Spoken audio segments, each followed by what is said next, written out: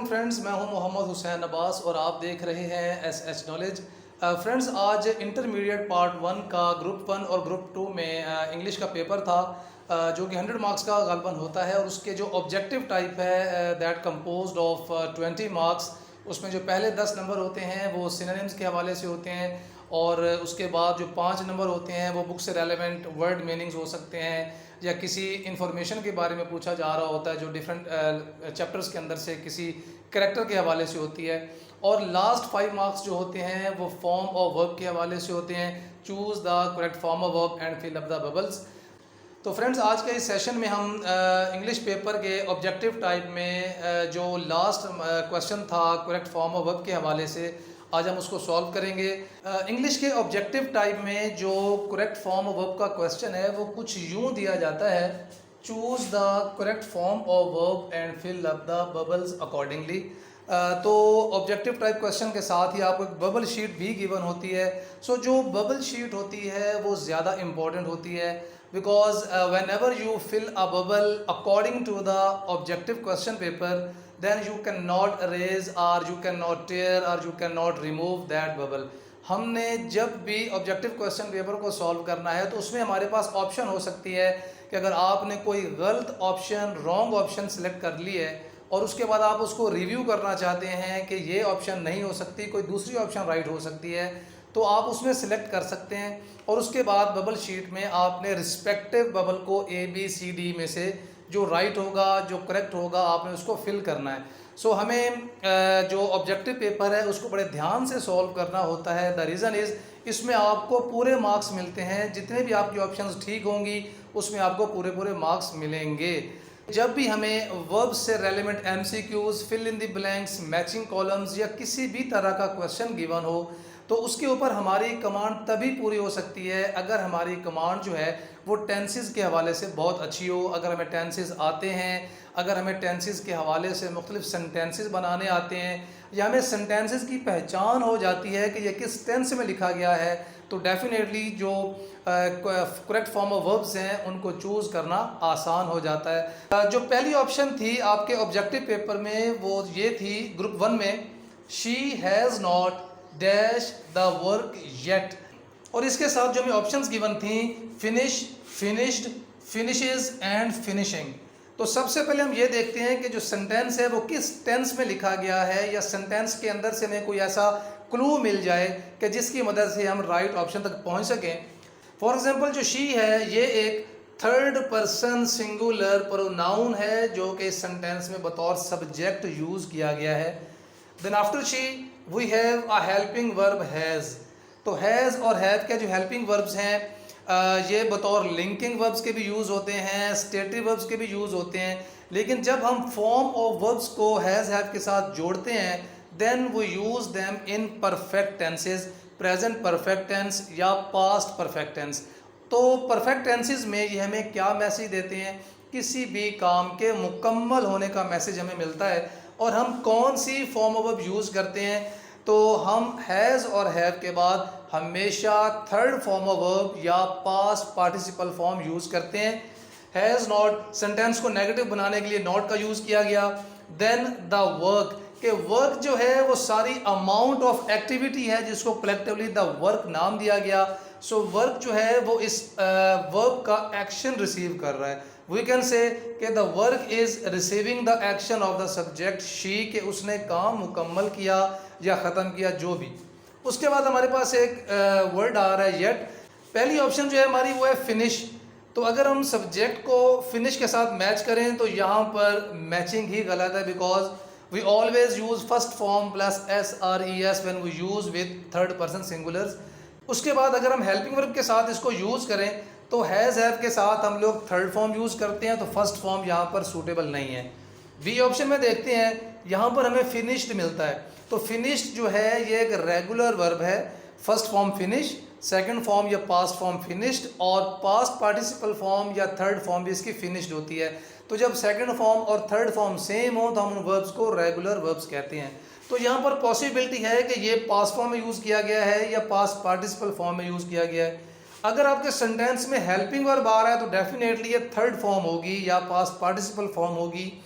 She has not finished the work yet, तो finished की जो फॉर्म है वो यहाँ पर बिल्कुल सूटेबल बनती है, because this is present perfect tense and we always use third form after the helping verb has. उसके बाद हम फिनिशेस की बात करते हैं। सब्जेक्ट के साथ तो ये मैच करता है बिकॉज फर्स्ट फॉर्म के साथ एस या ई एस का इजाफा हो रहा है, लेकिन जो टेंस इस्तेमाल किया गया है वहाँ पर हम फिनिश या फिनिशेस का इस्तेमाल नहीं कर सकते, क्योंकि जो टेंस है वो है प्रेजेंट परफेक्ट टेंस और फिनिशेस का इस्तेमाल हम करते हैं प्रेजेंट इंडेफिनिट टेंस में। तो जो टेंस हमें दिया गया है ये उसमें सूटेबल नहीं है। लास्ट ऑप्शन है finishing first form plus I N G, जिसे हम फोर्थ फॉर्म भी कहते हैं, प्रेजेंट पार्टिसिपल फॉर्म भी कहते हैं। तो ये फॉर्म मोस्टली कॉन्टिन्यूस टेंसेस में इस्तेमाल की जाती है, present continuous, past continuous and future continuous. और इनसे पहले हमेशा कोई ना कोई हेल्पिंग वर्ब लाजमी आता है, is, am, are, was, were या विल बी, शैल बी या has been, have been, perfect continuous tense में जब हम सिंस फॉर के साथ ये यूज़ करते हैं। तो अगर हम सेंटेंस में देखें तो हमें जो हेल्पिंग वर्ब मिलता है वो जस्ट हैज़ मिला है, इसके बाद कोई बीन यूज़ नहीं किया गया, कोई सिंस फॉर यूज़ नहीं किया गया। तो जस्ट हैज़ के साथ हम लोग थर्ड फॉर्म लगाते हैं प्रेजेंट परफेक्ट टेंस में। तो ये ऑप्शन भी, चूँकि सेंटेंस आपका कॉन्टिन्यूस फॉर्म में नहीं लिखा गया, तो ये वाली फॉर्म जो है वो भी सूटेबल नहीं है। तो बेस्ट सूटेड फॉर्म वर्ब क्या है? Past participle form that is used in present perfect tense. The second form of verb was would that I dash minister. और इस तरह के जो सेंटेंसेस होते हैं they end at sign of exclamation, तो गालबन जो ऑब्जेक्टिव टाइप क्वेश्चन पेपर था उसमें फुल स्टॉप लगा हुआ था और हमें जो ऑप्शंस गिवन है am, was, were and have been. इस सेंटेंस को थोड़ा सा समझने की कोशिश करते हैं कि ये किस टाइप का सेंटेंस है। तो सबसे पहली बात ये है कि इस तरह के जो सेंटेंसेस होते हैं उन्हें हम कहते हैं ऑप्टेटिव सेंटेंसेस। ऑप्टेटिव सेंटेंसेस वो होते हैं जिनमें आप किसी दुआ का इजहार कर रहे होते हैं या उसका अपोजिट बद दुआ का इजहार कर रहे होते हैं, या आप उसमें किसी विश का इजहार कर रहे होते हैं, एक ख्वाहिश कि मैं ऐसा होता, एक हसरत हो सकती है, एक विश हो सकती है कि मैं किसी के जैसा होता। तो चलिए सेंटेंस को सॉल्व करते हैं। सेंटेंस के शुरू में लिखा हुआ है would that. Would that word इकट्ठा यूज़ किया जाता है और वुड दैट का वर्ड जब आप यूज़ करते हैं तो उर्दू में ये मीनिंग देता है काश के। आप अपनी हसरत को बयान कर रहे हैं, अपनी ख्वाहिश को बयान करते हैं कि काश मैं ऐसा होता, कि एक गुज़रा हुआ माजी जिसमें आप किसी चीज़ से इम्प्रेस हुए और आपने वैसा बनने की ख्वाहिश की। तो इसका पास्ट से ताल्लुक़ है कि पास्ट में एक एक्टिविटी से आप अपनी रिजेम्बलेंस शो करना चाह रहे हैं, तो इसका प्रेजेंट या फ्यूचर से ताल्लुक़ नहीं होता। वुड दैट काश आई डैश मिनिस्टर।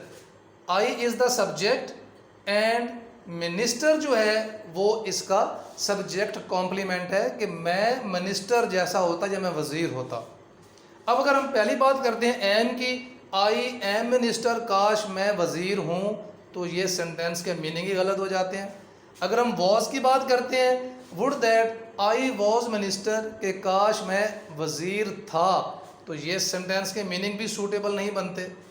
अब अगर हम वर की बात करते हैं तो क्योंकि वर जो है वो आई के साथ यूजुअली हम यूज़ नहीं करते, ये एक अनयूजुअल केस है। एक ऐसा सेंटेंस जो एट प्रेजेंट बिल्कुल नॉर्मल फेज़ में नहीं है, तो एक हसरत या एक विश जो होती है वो एक अनयूजुअल सेंटेंस होता है। तो यहाँ पर हम देख सकते हैं कि अगर हम वर को ऐड करते हैं, would that I were minister, के काश मैं वज़ीर होता, तो होता के मानों में हम लोग unusual use of helping verb करते हैं। तो यहाँ पर या वर यूज़ किया जा सकता है या हैड बीन, जो कि पास्ट के मीनिंग्स ही देते हैं। और उसके बाद जो फोर्थ ऑप्शन है दैट इज़ हैव बीन, जो कि प्रेजेंट परफेक्ट टेंस में यूज़ की जाती है या पैसिव वॉइस सेंस में, या उसको आप कॉन्टिन्यूस सेंस में भी यूज़ कर सकते हैं। तो ये ऑप्शन जो है ये भी यहाँ पर मैच नहीं करती because this is written in present tense. तो इस सेंटेंस में जो बेस्ट ऑप्शन है दैट इज़ वर। इस तरह की और भी सेंटेंसेस हो सकते हैं, आप ही का इस्तेमाल करें, शी का इस्तेमाल करें, वुई का इस्तेमाल करें, दे का इस्तेमाल करें। तो रेगुलर हेल्पिंग वर्ब जब हम यूज़ करेंगे तो उनका मीनिंग बिल्कुल डायरेक्ट सिंपल नॉर्मल वे में हो जाएगा।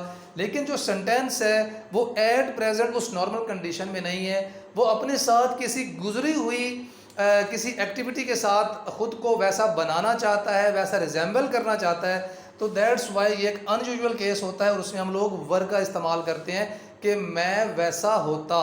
So here third option were is the correct option. Third sentence in correct form of verb is all is well that dash well. ये एक प्रोवर्ब है, और जो प्रोवर्ब्स होती हैं, सेइंग्स होती हैं, कहावतें होती हैं, ये मोस्टली या हमेशा प्रेजेंट टेंस में यूज़ की जाती हैं, प्रेजेंट डेफिनेट टेंस में। और इसका मतलब बनता है अंजाम अच्छा तो सब अच्छा, कि अगर आप किसी सूरत हाल से गुज़र रहे हैं और उस सूरत हाल का जो अंजाम है, जो एंड है, उसके जो रिज़ल्ट्स हैं वो बहुत पॉजिटिव रहते हैं, खुश आइंद रहते हैं, आपकी तवक्कुआत के मुताबिक पूरा उतरते हैं, तो आप उससे पहले पेश आने वाली दुश्वारियों और मुश्किलात को भूल जाते हैं। तो अब हम इनमें देखते हैं कि कौन सी वर्ब जो है वो इस ब्लैंक में फिट आता है। अगर आप फर्स्ट की बात करते हैं, एंड की, ऑल इज़ वेल। अब ये जो ऑल है ये उन तमाम एक्टिविटीज़ को कलेक्टिवली एक कलेक्टिव नाउन दे रहा है कि वो तमाम एक्टिविटीज़ ऑल इज़ वेल, कि अगर वो सब कुछ ठीक रहा, that ends well. It means कि जब एक काम का अंजाम अच्छा हो जाता है तो उससे पहले पेश आने वाली मुश्किलात जो हैं वो सब कुछ इंसान उन सब से रिलैक्स हो जाता है, वो सब इंसान के सर से उतर जाती हैं। तो अगर हम एंड की बात करते हैं तो एंड यहाँ पर सूटेबल नहीं है, because this is the first form, और कलेक्टिव नाउन वगैरह के साथ जो है हम लोग एस या ई एस का इजाफा करते हैं, as a singular noun use करते हैं, तो यहाँ पर जो एंड है वो सूटेबल नहीं है।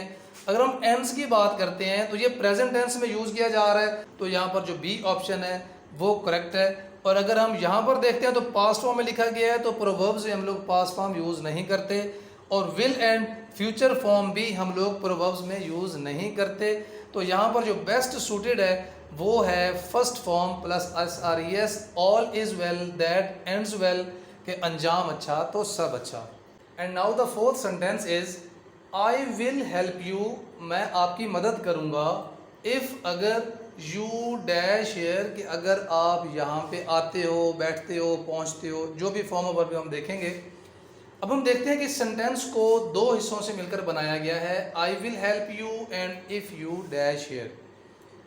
इस सेंटेंस का मीनिंग तो इंडिपेंडेंटली हमें समझ में आ रहा है कि मैं आपकी मदद करूँगा, लेकिन जो सेकंड सेंटेंस है उसमें एक कंजंक्शन दे दी गई है इफ़ की, और इफ़ जिन सेंटेंसेस के शुरू में लगती है उनमें एक कंडीशन को ऐड कर देती है, एक शर्त को ऐड कर देती है।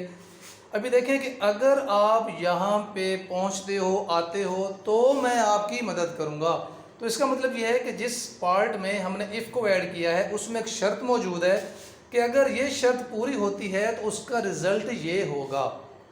तो इस तरह के जो सेंटेंसेस हैं हम उन्हें कंडीशनल सेंटेंसेस भी कहते हैं। तो हमें एक पार्ट के अंदर जो है एक हेल्पिंग वर्ब और एक मेन वर्ब दिया गया है, तो इसको जज करते हुए, इसको देखते हुए हम लोग सेकंड पार्ट के अंदर जो करेक्ट फॉर्म ऑफ वर्ब है उसका इंतखाब करेंगे।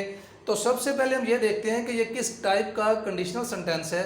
This sentence belongs to conditional type 1, और कंडीशनल टाइप 1 के दोनों सेंटेंसेस की जो स्ट्रक्चर है, सिंटैक्स है, वो क्या होता है कि जो इफ़ क्लॉज है वो हिस्सा सेंटेंस का जिसमें इफ़ कंजंक्शन मौजूद होती है, उसमें हम टाइप 1 के अंदर उसमें हम प्रेजेंट इंडेफिनिट टेंस का इस्तेमाल करते हैं, और अगर टेंस यूज़ ना किया जा रहा हो तो helping verbs is, am, are या हैज़ एंड हैव का इस्तेमाल हम करते हैं, मतलब प्रेजेंट टेंस में ही रहते हुए या प्रेजेंट हेल्पिंग वर्ब्स हम लोग यूज़ करते हैं। तो अगर इफ़ क्लॉज के अंदर ये टेंसेस या ये हेल्पिंग वर्ब्स इस्तेमाल होते हैं तो मेन क्लॉज के अंदर फिर हम किन हेल्पिंग वर्ब्स को यूज़ करेंगे, विल, शेल, कैन या मे, और ये सारे के सारे जो हेल्पिंग वर्ब्स हैं ये प्रेजेंट फॉर्म्स हैं वुड की, शुड की, कुड की और माइट की, और इनके बाद हम लोग first form of verb he use करते हैं। आप लोग मॉडल हेल्पिंग वर्ब्स के लेक्चर में इन तमाम चीज़ों को सीख सकते हैं, समझ सकते हैं। तो अब हम देखते हैं कि हमें कौन सी फॉर्म ऑफ वर्ब गिवन है। हमें मेन क्लॉज गिवन है, और मेन क्लॉज में हमने विल शेल को देखा और उसके साथ फर्स्ट फॉर्म यूज़ की गई है। तो ये वाली कंडीशन पूरी होती है कि will shell plus first form of verb. तो फिर हम इफ़ क्लॉज में क्या करेंगे, इफ़ क्लॉज में हम या प्रेजेंट इंडेफिनिट टेंस को देखेंगे या इन वर्ब्स को देखेंगे। तो चूंकि हमें ऑप्शंस में फॉर्म ऑफ वर्ब्स गिवन है तो हम टेंस को पकड़ेंगे कि प्रेजेंट इंडेफिनिट टेंस में हमें फॉर्म ऑफ वर्ब कैसे यूज़ करनी है। इफ़ यू के बाद प्रेजेंट इंडेफिनिट टेंस में हमेशा first form of verb use की जाती है, उसके साथ कोई एस या ई एस का एडिशन नहीं किया जाता। So first option is come, this is the best suited option in this blank. If you come here, अगर तुम यहाँ आते हो, आई विल हेल्प यू, तो मैं आपकी मदद करूँगा। Comes, this is wrong because we can't use come plus SRES with second person you. Came, came को भी हम यूज़ नहीं करेंगे, ये पास्ट इंडेफिनिट टेंस में लिखा गया है जो कि उनके स्ट्रक्चर में यूज्ड टेंस से बिल्कुल अपोजिट है। और विल कम भी हम यहाँ पर यूज़ नहीं करेंगे। सो इफ़ क्लॉज के अंदर किसी भी फ्यूचर टेंस से रेलिवेंट कोई भी हेल्पिंग वर्ब यूज़ नहीं किया जाता, या प्रेजेंट टेंस आएगा, या पास्ट टेंस आएगा, या पास्ट परफेक्ट टेंस आएगा। तो जो फ्यूचर के रेलिवेंट हेल्पिंग वर्ब्स और फॉर्म वर्ब्स होती हैं वो हमेशा मेन क्लास में यूज़ की जाएंगी, विल कम या would have come. So here the first option come is best suitable.